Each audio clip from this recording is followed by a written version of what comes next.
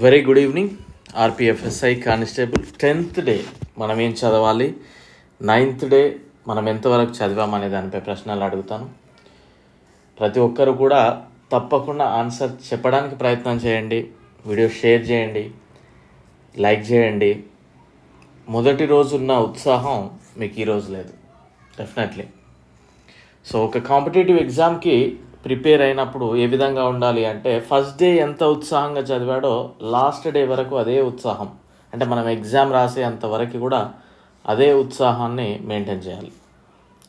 లేదు 2 నెలలు చదువుతా, నేను చదవగానే నోటిఫికేషన్ రావాలి, రివిజన్ అయిపోగానే ఎగ్జామ్ పెట్టాలి అని అంటే అది కాని పని. ఒక 1 ఇయరా 2 ఇయరా మనం అనుకోవాలి, ఫుల్ ఫ్లెడ్జ్డ్గా చదవడానికి ప్రయత్నం చేయాలి. సో మీరు ఈ వీడియోకి డెఫినెట్లీ ఆన్సర్స్ చెప్తారని ఆశిస్తూ ఉన్నా. ఓకేనా? Right. So just for the best brains of the nation may be found on the last benches of the classroom. APJ Abdul Kalam garu. So మన ఛానల్ పేరు పెట్టడానికి గల కారణం కూడా ఇది ఒక రీజన్ అని చెప్పొచ్చు. ఓకేనా? రైట్. సో మన యొక్క యాప్ లాస్ట్ బెంచెస్ అప్ అనే యాప్ని డౌన్లోడ్ చేసుకోండి, లింక్ డిస్క్రిప్షన్లో ఉంది. And GK, Indian polity, chemistry, science కేవలం 100 rupees, arithmetic railway base 200 rupees and railway course 500 rupees. ఇంకా మీకు అప్లోడ్ అవుతూ ఉన్నాయి. ఇప్పుడు ఇంకో 2 డేస్లో మీకు కంప్యూటర్స్ అయితే అప్లోడ్ అవుతుంది, ఆల్రెడీ అయిపోయింది, జస్ట్ పీడిఎఫ్ మాత్రమే, అది గమనించండి. మేబీ మండే రోజు మీకు యాప్లో కనిపిస్తుంది అది. ఓకేనా? రైట్. అండ్ టెలిగ్రామ్ ఛానల్లో కూడా జాయిన్ అవ్వడానికి ప్రయత్నం చేయండి. మన యొక్క app link and Telegram link డిస్క్రిప్షన్లో ఉంది. డెఫినెట్లీ మీరు పెట్టిన రూపాయికి 100 రెట్లు న్యాయం అయితే జరుగుతుంది. ఓకేనా? రైట్. సో 9th డే మనం ఏం చదవాలి అని చెప్పామంటే, బోర్డ్స్ అండ్ స్ట్రీమ్స్ కంప్లీట్ చేసేయండి అని చెప్పాను. రీజనింగ్ నుండి ఫిగర్ మ్యాట్రిక్స్ అండ్ అదేవిధంగా అఫీషియల్ లాంగ్వేజెస్, అధికార భాషలు చదవండి అని చెప్పాను. టైగర్ రిజర్వ్స్ గురించి కూడా మనం చదవండి అని చెప్పడం జరిగింది. సో ఎంతమంది చదివారు అనేది చూద్దాం ఒకసారి. ఫస్ట్ క్వశ్చన్, రాజ్యాంగంలో ఎన్నవ షెడ్యూల్, ఎన్నవ భాగము, ఏ ఆర్టికల్స్ అధికార భాషల గురించి తెలియజేస్తూ ఉంది? సెకండ్ క్వశ్చన్, రాష్ట్ర అధికార భాషగా గుర్తించే అంతిమ అధికారం ఎవరిది? అంటే ఏదైనా ఒక భాషను ఒక స్టేట్ అఫీషియల్ లాంగ్వేజ్గా ఓకే చేయాలి అంటే చివరి అంతిమంగా ఎవరు ఓకే చేయాలి? రాజ్యాంగం అమలులోకి వచ్చినప్పుడు మొదటగా గుర్తించిన భాషలు ఎన్ని, ప్రస్తుతం ఎన్ని? 92nd అమెండ్మెంట్ ద్వారా ఏ భాషలను చేర్చారు?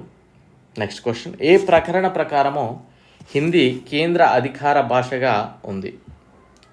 సిక్స్త్ క్వశ్చన్, ప్రాచీన హోదా పొందిన భాషలు ఏవి? వీలుంటే అవి ఏ ఇయర్లో ప్రాచీన హోదా పొందాయి అనేది కూడా తెలియజేయండి. Next question, a boat speed in still water is 10 km/h, while river is flowing with a speed of 2 km/h and time taken to cover a certain distance, upstream is 4 hours more than time taken to cover the same distance downstream. Find the distance. నిశ్చల నీటిలో పడవ వేగము 10 km/h, నది 2 km/h వేగంతో ప్రవహిస్తూ ఉంది.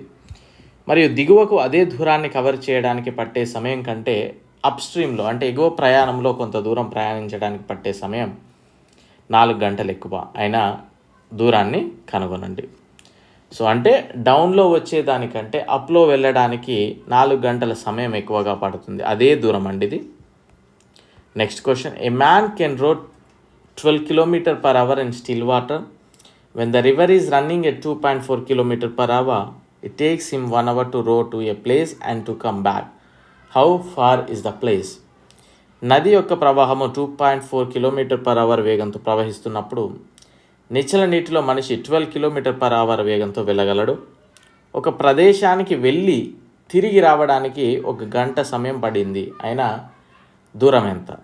అంటే నది యొక్క వేగము 2.4 అండ్ నార్మల్గా మనిషి యొక్క వేగము 12 km/h. సో వెళ్ళడానికి రావడానికి టోటల్గా 1 hour టైం పట్టింది, అయినా ఆ డిస్టెన్స్ ఎంత అంటున్నాడు. Next question, A man can రో at 10 km/h in still water if it takes total 5 hours to go to a place.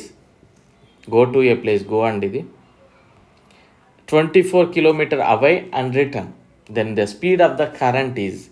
ఒక మనిషి నిశ్చల నీటిలో 10 కిలోమీటర్ పర్ అవర్ వేగంతో వెళ్ళగలడు.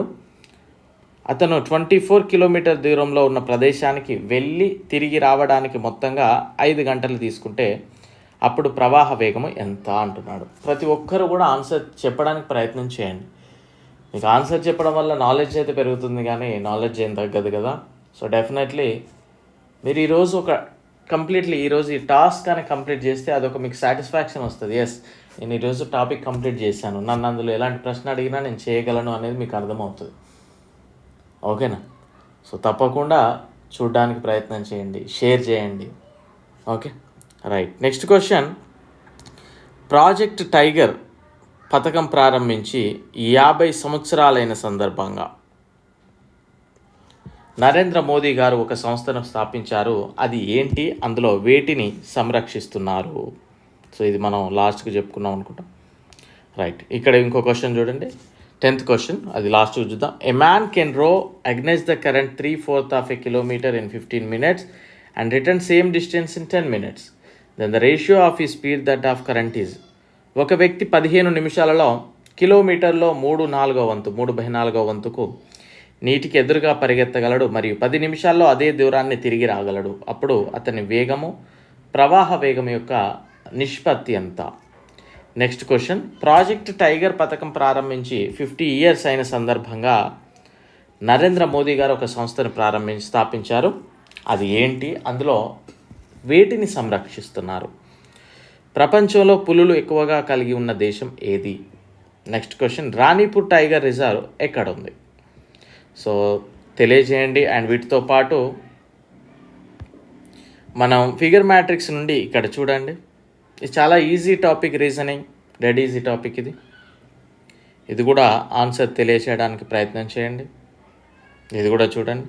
అండ్ నెక్స్ట్ 10th డే మనం ఏం చదవాలి అని కనుక చూస్తే పైప్స్ అండ్ సిస్టమ్స్లో సగభాగం చదవండి. ఎందుకంటే మొదటగా మనం చూసినట్లయితే వర్క్ అండ్ టైం చేసాము, తర్వాత బోట్స్ అండ్ స్ట్రీమ్ చేసాము, and pipes and system.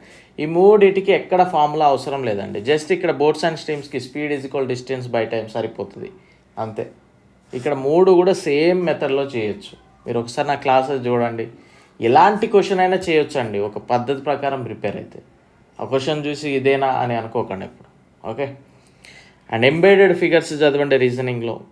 And polity GK కంబైన్డ్గా చూసినట్లయితే స్టేట్ ఫార్మేషన్స్, ఏ ఇయర్లో ఏ రాష్ట్రం ఏర్పాటైంది, కొన్ని రాష్ట్రాలకు పేర్లు కూడా చేంజ్ చేశారు, అవి ఎప్పుడు చేంజ్ చేశారు, ఏ అమెండ్మెంట్ ద్వారా చేంజ్ చేశారు, ఏ అమెండ్మెంట్ ద్వారా రాష్ట్రాలు ఏర్పడ్డాయి, చదవడానికి ప్రయత్నం చేయండి. ఎలిఫెంట్ రిజర్వ్స్ చదవండి. పద్మభూషణ్ అవార్డ్స్ చదవండి. మనం ఆల్రెడీ పద్మ విభూషణ్ చూసాము, ఇప్పుడు పద్మభూషణ్ చదవడానికి ప్రయత్నం చేయండి. తప్పకుండా చదవండి. ప్రాపర్గా చదివితే డెఫినెట్లీ సక్సెస్ అవుతారు. నెగ్లెక్ట్ చేయకండి. రియల్గా ఆస్పిరెంట్ అంటే ఖచ్చితంగా క్రాక్ చేయాలి అనే ఆస్పిరెంట్ యొక్క లక్షణం ఏంటి అంటే అది ఎంతవరకు చదువుతున్నాడు ఏంటంటే పక్కన పెడితే కన్సిస్టెన్సీ డైలీ మెయింటైన్ చేయాలి. అదే ఒకరోజు చదివి 4 రోజుల్లో నిద్రపోతా, 4 రోజులు చదివి మనం ఏం చదవగానే వెంటనే నోటిఫికేషన్ రాదు. ఓసారి నోటిఫికేషన్ వచ్చినా మనకు వెంటనే చదవగానే జాబ్ రాదు. డెఫినెట్లీ అన్నిటికీ ఎదురుపడి స్థిరంగా నిలబడి చదవాల. ఖచ్చితంగా స్టేబుల్గా చదివితే డెఫినెట్లీ ఒకరోజు కాకపోయినా ఒకరోజు సక్సెస్ అవుతాం. ఓకేనా? సో చదవడానికి ప్రయత్నం చేయండి. డెఫినెట్లీ మన యొక్క యాప్ లాస్ట్ బెంచెస్ హబ్ యాప్ని డౌన్లోడ్ చేసుకోండి, లింక్ డిస్క్రిప్షన్లో ఉంది. అండ్ చాలా యూస్ఫుల్ ఉంటుంది మీకు. డెఫినెట్లీ ప్రాపర్గా చదివితే you can crack definitely railway exam. ఓకేనా? Thank you.